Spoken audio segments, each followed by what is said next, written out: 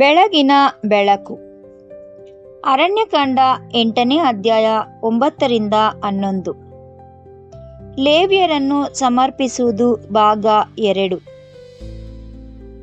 ನಿನ್ನೆ ನಾವು ಅರಣ್ಯದ ಪಾಳೆಯದಲ್ಲಿ ನಿಂತು ಇಸ್ರಾಯೇಲಿನ ಇಡೀ ಸಭೆಯು ದೇವದರ್ಶನ ಗುಡಾರದ ದ್ವಾರದ ಬಳಿ ಒಟ್ಟುಗೂಡುವುದನ್ನು ಗಮನಿಸಿದೆವು. ಇಸ್ರಾಯೇಲ್ಯರು ಲೇವಿಯರ ಮೇಲೆ ತಮ್ಮ ಕೈಗಳನ್ನಿಟ್ಟರು. ಆರೋನನನ್ನು ಅವರನ್ನು ಯೆಹೋವನ ಮುಂದೆ ಆಡಿಸುವ ಅರ್ಪಣೆಯನ್ನಾಗಿ ಸಮರ್ಪಿಸಿದನು ಮತ್ತು ಯೆಹೋವನು ಲೇವಿಯರು ನನ್ನವರು ಎಂದು ಘೋಷಿಸಿದನು.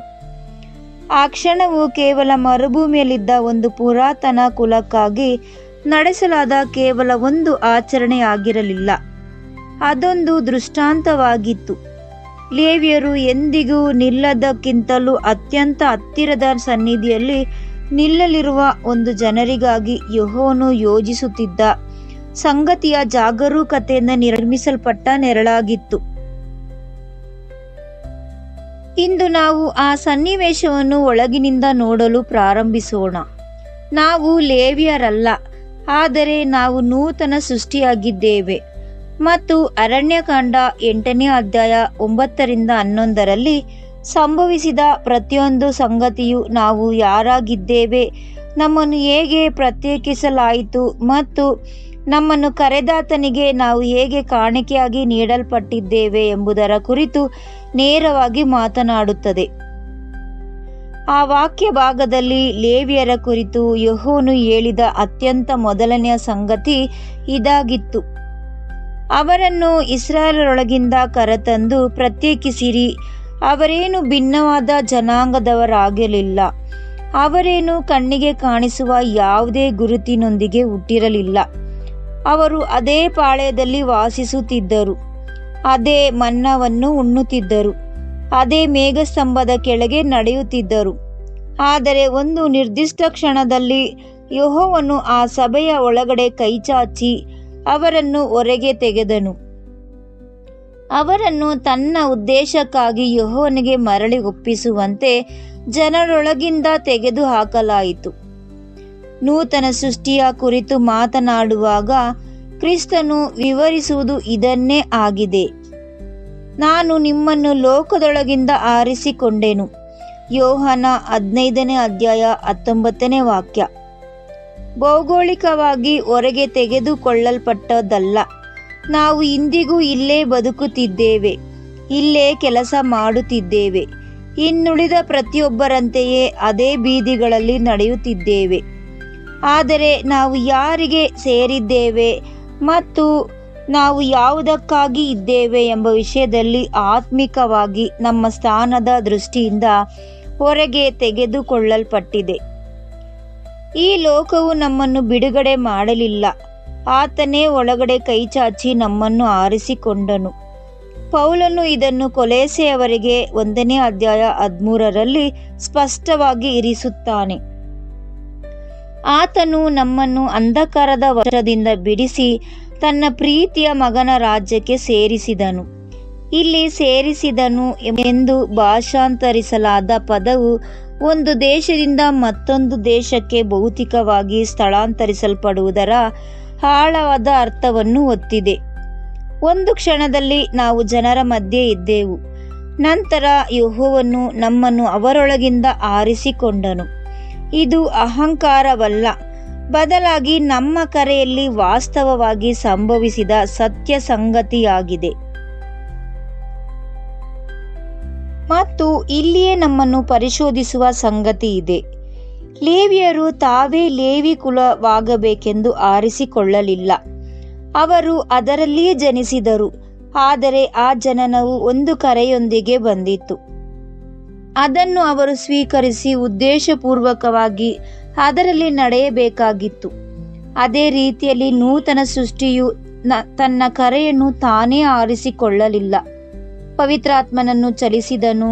ವಾಕ್ಯವು ಕೇಳಿಸಲ್ಪಟ್ಟಿತು ಮತ್ತು ನಾವು ಸ್ವತಃ ಸೃಷ್ಟಿಸಿಕೊಳ್ಳಲು ಅಸಾಧ್ಯವಾದುದೊಂದು ಸಂಭವಿಸಿತು. ಆದರೆ ಆ ಕರೆಯು ಒಮ್ಮೆ ನೀಡಲ್ಪಟ್ಟ ಮೇಲೆ ಅದಕ್ಕೆ ಪ್ರತಿದಿನದ ಉದ್ದೇಶಪೂರ್ವಕವಾದ ಸ್ಪಂದನೆಯ ಅಗತ್ಯವಿರುತ್ತದೆ. ತಮ್ಮ ಸೇವೆಯನ್ನು ನಿರಾಕರಿಸಿದ ಲೇವಿಯರಿಗೆ ಅದರಿಂದ ವಿನಾಯಿತಿ ಸಿಗಲಿಲ್ಲ. ಅವರು ಅದಕ್ಕೆ ಬದ್ಧರಾಗಿರಬೇಕಾಗಿತ್ತು. ಜನರೊಳಗಿಂದ ತೆಗೆದುಕೊಳ್ಳಲ್ಪಡುವುದು ಎಂಬುದು ಒಂದು ನಿರ್ದಿಷ್ಟವಾದ ಕೇವಲ ಬಿರುದಲ್ಲ. ಅದು ನಮ್ಮ ಬದುಕಿನ ಪ್ರತಿಯೊಂದು ಕ್ರಮವನ್ನು ರೂಪಿಸಬೇಕಾದ ಒಂದು ಜೀವಂತ ವಾಸ್ತವವಾಗಿದೆ. ಲೇವಿಯರನ್ನು ಏಕೆ ತೆಗೆದುಕೊಳ್ಳಲಾಯಿತು ಎಂಬುದರ ಹಿಂದೆ ಒಂದು ಆಳವಾದ ಕಾರಣವಿದೆ ಮತ್ತು ನಮ್ಮನ್ನು ಏಕೆ ಕರೆಯಲಾಗಿದೆ ಎಂಬುದರ ಮೇಲೆ ಅದು ಅದ್ಭುತವಾದ ಬೆಳಕನ್ನು ಚೆಲ್ಲುತ್ತದೆ. ಐಗುಪ್ತದಿಂದ ಹೊರಟು ಬಂದ ಸಮಯದಲ್ಲಿ ಯೆಹೋವನು ಐಗುಪ್ತದ ಚೊಚ್ಚಲಾದವುಗಳನ್ನು ಸಂಹರಿಸಿ ಇಸ್ರಾಯೇಲಿನ ಚೊಚ್ಚಲಾದವುಗಳನ್ನು ದಾಟಿ ಹೋದಾಗ ಆತನು ಒಂದು ಹಕ್ಕನ್ನು ಸ್ಥಾಪಿಸಿದನು. ಇಸ್ರಾಯೇಲಿನಲ್ಲಿ ಪ್ರತಿಯೊಂದು ಚೊಚ್ಚಲಾದದ್ದನ್ನು ಪ್ರತಿಯೊಂದು ಮನೆಯಲ್ಲಿ ಮೊದಲು ಗರ್ಭವನ್ನು ತೆರೆದದ್ದು ಆ ರಾತ್ರಿಯಿಂದ ಮುಂದಕ್ಕೆ ಯೆಹೋವನಿಗೆ ಸೇರಿದ್ದಾಗಿತ್ತು. ವಿಮೋಚನಕಾಂಡ 13ನೇ ಅಧ್ಯಾಯ 2ನೇ ವಾಕ್ಯ. ಅವುಗಳು ಕುರಿಮರಿಯ ರಕ್ತದಿಂದ ವಿಮೋಚಿಸಲ್ಪಟ್ಟಿದ್ದವು ಮತ್ತು ಆ ವಿಮೋಚನೆಯು ಒಂದು ಬೆಲೆಯನ್ನು ಹೊತ್ತಿತು. ಅವುಗಳು ಹೀಗೆ ವಿಮೋಚಕನಿಗೆ ಸೇರಿದ್ದಾಗಿದ್ದವು. ಆದರೆ 12 ಕುಲಗಳ ಪ್ರತಿಯೊಂದು ಕುಟುಂಬದ ಪ್ರತಿಯೊಬ್ಬ ಚೊಚ್ಚಲ ಮಗನ ಮೇಲೆ ಹಕ್ಕನ್ನು ಒತ್ತಾಯಿಸುವ ಬದಲಿಗಾಗಿ ಯೆಹೋವನು ಅವರ ಸ್ಥಾನದಲ್ಲಿ ಲೇವಿ ಕುಲವನ್ನು ಸ್ವೀಕರಿಸಿದನು. ಇಡೀ ಕುಲಕ್ಕೆ ಬದಲಿಯಾಗಿ ಮಾರ್ಪಟ್ಟಿತು ಮತ್ತು ಅದರಿಂದ ಇಡೀ ಕುಲವು ಆತನಿಗೆ ಸೇರಿದ್ದಾಯಿತು. ಈಗ ಇದು ನೂತನ ಸೃಷ್ಟಿಗೆ ಏನನ್ನು ಅರ್ಥೈಸುತ್ತದೆ ಎಂಬುದನ್ನು ಯೋಚಿಸಿ.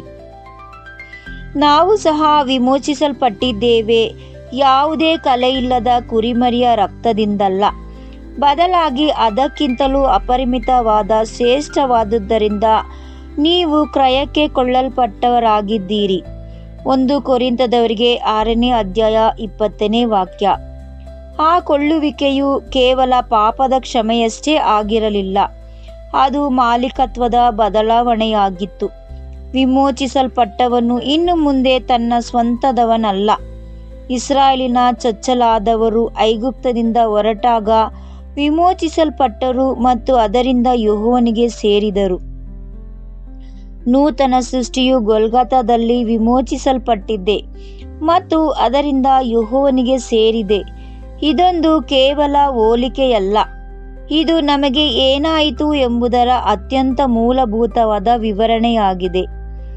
ನಾವು ಒಂದು ಮಾಲೀಕತ್ವದ ಅಡಿಯಲ್ಲಿದ್ದೆವು, ಅಂದರೆ ಪಾಪ ಮತ್ತು ಅಂಧಕಾರ, ಮತ್ತು ನಮ್ಮನ್ನು ಅದರಿಂದ ಅಪಾರವಾದ ಬೆಲೆಯನ್ನು ತೆತ್ತುಕೊಳ್ಳಲಾಯಿತು ಹಾಗೂ ಸಂಪೂರ್ಣವಾಗಿ ಮತ್ತೊಂದು ಮಾಲೀಕತ್ವದ ಅಡಿಯಲ್ಲಿ ಇರಿಸಲಾಯಿತು. ನೀವು ನಿಮ್ಮ ಸ್ವಂತದವರಲ್ಲ, ನೀವು ಕ್ರಯಕ್ಕೆ ಕೊಳ್ಳಲ್ಪಟ್ಟಿದ್ದೀರಿ. 1 ಕೊರಿಂಥದವರಿಗೆ 6ನೇ ಅಧ್ಯಾಯ 19 ಮತ್ತು 20ನೇ ವಾಕ್ಯ.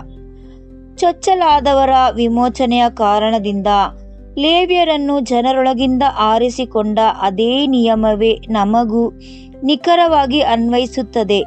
ವಿಮೋಚನೆ ಎಂದರೆ ಐಕ್ಯತೆ ಅಥವಾ ಆತನಿಗೆ ಸೇರಿರುವುದು ಎಂದರ್ಥ. ಲೇವಿಯರನ್ನು ಜನರೊಳಗಿಂದ ಆರಿಸಿ ಯೆಹೋವನಿಗಾಗಿ ಪ್ರತ್ಯೇಕಿಸಿದಾಗ ಅವರು ಮೊದಲಿನಂತೆಯೇ ಉಳಿಯಲಿಲ್ಲ. ಅವರು ಸಾಮಾನ್ಯ ಇಸ್ರಾಯೇಲ್ಯರಂತೆ ಬದುಕಲು ಮರಳಿ ಹೋಗುವಂತಿರಲಿಲ್ಲ. ತಮ್ಮ ಹಿಂಡುಗಳನ್ನು ಕಾಯುವುದು, ತಮ್ಮ ಸ್ವಂತ ಮನೆಗಳನ್ನು ಕಟ್ಟುವುದು, ದೇಶದಲ್ಲಿ ತಮ್ಮದೇ ಆದ ಪಾಲನ್ನು ಸಂಪಾದಿಸುವುದು ಅವರಿಗೆ ಸಾಧ್ಯವಿರಲಿಲ್ಲ. ಕಾನಾನ್ ದೇಶದಲ್ಲಿ ಅವರಿಗೆ ಯಾವುದೇ ಸ್ವಾಸ್ಥ್ಯವಿರಲಿಲ್ಲ. ಯೆಹೋವನೇ ಅವರ ಸ್ವಾಸ್ಥ್ಯವಾಗಿದ್ದನು. ಅವರ ಜೀವನವು ಸಂಪೂರ್ಣವಾಗಿ ದೇವದರ್ಶನ ಗುಡಾರದ ಸೇವೆಯ ಸುತ್ತಲೂ ರೂಪಿತವಾಗಿತ್ತು. ಅವರು ಈಗ ಯಾರಿಗೆ ಸೇರಿದ್ದಾರೆ ಎಂಬ ಕಾರಣದಿಂದಲೇ ಪ್ರತಿಯೊಂದು ಬದಲಾಯಿತು. ಇಲ್ಲಿಯೇ ಈ ಸನ್ನಿವೇಶವು ನೂತನ ಸೃಷ್ಟಿಗೆ ಆಳವಾದ ವೈಯಕ್ತಿಕವಾದ ಮತ್ತು ತೀವ್ರವಾದ ಸವಾಲನ್ನು ಒಡ್ಡುತ್ತದೆ.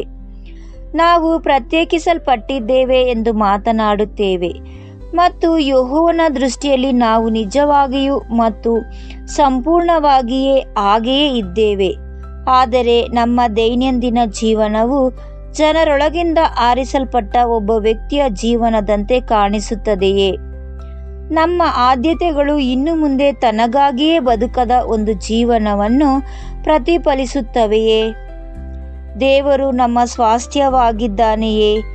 ಅಂದರೆ ನಾವು ನಿಜವಾಗಿಯೂ ಯಾವುದರ ಕಡೆಗೆ ನಿರ್ಮಿಸುತ್ತಿದ್ದೇವೋ, ಯಾವುದಕ್ಕಾಗಿ ನಿಜವಾಗಿ ಬದುಕುತ್ತಿದ್ದೇವೋ ಆ ಸ್ವಾಸ್ಥ್ಯ ಆತನಾಗಿದ್ದಾನೆ.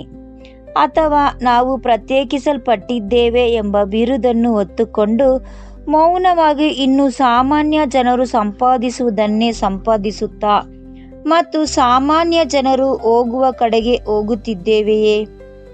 ಲೇವಿಯರಿಗೆ ಯಾವುದೇ ಭೂಮಿ ಇರಲಿಲ್ಲ. ನೂತನ ಸೃಷ್ಟಿಗೆ ಇಲ್ಲಿ ಯಾವುದೇ ಶಾಶ್ವತವಾದ ಪಟ್ಟಣವಿಲ್ಲ. ನಾವು ಬರಲಿರುವ ಪಟ್ಟಣವನ್ನು ಹುಡುಕುವವರಾಗಿದ್ದೇವೆ.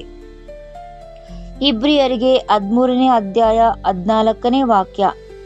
ಜನರೊಳಗಿಂದ ಆರಿಸಲ್ಪಡುವುದು ಎಂಬುದು ನಾವು ಎಲ್ಲಿಂದ ಬಂದೆವು ಎಂಬುದರ ಕುರಿತಾದ ಕೇವಲ ಹೇಳಿಕೆಯಲ್ಲ.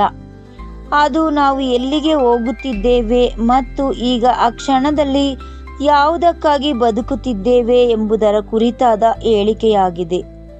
ನಾಳೆ ನಾವು ಸಭೆಯ ಕೈಗಳನ್ನಿಟ್ಟು ಮತ್ತು ಆರೋನನು ಆಡಿಸುವ ಅರ್ಪಣೆಯ ನೂತನ ಸೃಷ್ಟಿಗೆ ಹೇಗೆ ಮಾತನಾಡುತ್ತಾನೆ ಎಂಬುದನ್ನು ಅನ್ವೇಷಿಸಲಿದೆ. ಸದ್ಯಕ್ಕೆ ಈ ಸತ್ಯವು ನಮ್ಮೊಂದಿಗೆ ಇರಲಿ. ಯೆಹೋವನು ಒಳಗಡೆ ಕೈಚಾಚಿ ನಮ್ಮನ್ನು ಆರಿಸಿಕೊಂಡನು. ಪ್ರಶ್ನೆ ಏನೆಂದರೆ, ನಾವು ಅದರಂತೆಯೇ ಬದುಕುತ್ತಿದ್ದೇವೆಯೇ ಎಂಬುದು. ಪ್ರಾರ್ಥನೆ. ಓ ದೇವರೇ, ನಮ್ಮ ದೇವರೇ, ನಾವು ಯಾವಾಗಲೂ ಜನರೊಳಗಿಂದ ಆರಿಸಲ್ಪಟ್ಟವರಂತೆ ಬದುಕುತ್ತಿಲ್ಲ ಎಂಬುದನ್ನು ಒಪ್ಪಿಕೊಳ್ಳುತ್ತೇವೆ. ನಾವು ನೂತನ ಸೃಷ್ಟಿಯ ಹೆಸರನ್ನು ಒತ್ತಿದರೂ ನಾವು ಯಾವುದನ್ನು ಬಿಟ್ಟು ಬರಬೇಕೆಂದು ಹೇಳಲಾಗಿತ್ತೋ ಅದರ ಕಡೆಗೆ ಮತ್ತೆ ಕೈ ಚಾಚುತ್ತೇವೆ. ನಮ್ಮ ಕರೆಯನ್ನು ನಮ್ಮ ಜೀವನದ ಹಲವು ಆಯ್ಕೆಗಳಲ್ಲಿ ಕೇವಲ ಒಂದು ಆಯ್ಕೆಯನ್ನಾಗಿ ಪರಿಗಣಿಸಿದ್ದಕ್ಕಾಗಿ ನಮ್ಮನ್ನು ಕ್ಷಮಿಸು. ನೀನು ಒಳಗಡೆ ಕೈ ಚಾಚಿದೆ. ನೀನು ನಮ್ಮನ್ನು ಆರಿಸಿಕೊಂಡೆ. ನಿನ್ನ ಮಗನು ನಾವು ಲೆಕ್ಕಿಸದಷ್ಟು ಅಪಾರವಾದ ಬೆಲೆಯನ್ನು ತೆತ್ತೆನು ಮತ್ತು ನೀನು ನಿನ್ನವನು ನನ್ನವನು ಎಂದು ಹೇಳಿದೆ. ಆ ವಾಸ್ತವವು ಕೇವಲ ಒಂದು ಕೂಟದಲ್ಲಿ ನಾವು ಒಪ್ಪಿಕೊಳ್ಳುವ ಮಾತುಗಳಿಗಿಂತಲೂ ಹೆಚ್ಚಿನದಾಗಲಿ. ಅದು ನಮ್ಮ ದಿನಗಳನ್ನು ಕ್ರಮಪಡಿಸುವ, ನಮ್ಮ ಆಸೆಗಳನ್ನು ರೂಪಿಸುವ ಮತ್ತು ನಾವು ಹಿಂದೆ ಯಾವುದಕ್ಕಾಗಿ ಕೈ ಚಾಚುತ್ತಿದ್ದೇವೋ ಅದರಿಂದ ನಮ್ಮನ್ನು ಮೌನವಾಗಿ ಪ್ರತ್ಯೇಕಿಸುವ ಶಕ್ತಿಯಾಗಲಿ. ನಾವು ಇಂದಿಗೂ ಬೇರೆ ಕುಲದವರಂತೆ ನಡೆದುಕೊಳ್ಳುವ ಲೇವಿಯರಾಗಲು ಬಯಸುವುದಿಲ್ಲ. ನೀನು ನಮ್ಮನ್ನು ಏನಾಗಬೇಕೆಂದು ಘೋಷಿಸಿದ್ದೀಯೋ ನಮ್ಮನ್ನು ಹಾಗೆಯೇ ಮಾಡು. ಸಂಪೂರ್ಣವಾಗಿ ನಿನ್ನವರನ್ನಾಗಿ ಮಾಡು. ಯೆಹೋವನೇ ನನ್ನ ಪಾಲು ಎಂದು ನನ್ನ ಮನಸ್ಸು ಹೇಳುತ್ತದೆ. ಆದುದರಿಂದ ಆತನಲ್ಲಿಯೇ ಭರವಸವಿಡುವೆನು. ಪ್ರಲಾಪಗಳು 3ನೇ ಅಧ್ಯಾಯ 24ನೇ ವಾಕ್ಯ. ನಮ್ಮನ್ನು ನಿನ್ನ ಸ್ವಂತ ಜನರನ್ನಾಗಿ ಮಾಡಲು ತನ್ನನ್ನು ತಾನೇ ಒಪ್ಪಿಸಿಕೊಟ್ಟ ನಮ್ಮ ವಿಮೋಚಕನಾದ ಕ್ರಿಸ್ತನ ಹೆಸರಿನಲ್ಲಿ ಇದನ್ನು ಬೇಡುತ್ತಿದ್ದೇವೆ ನಮ್ಮ ಪರಮ ತಂದೆಯೇ. ಆಮೇನ್.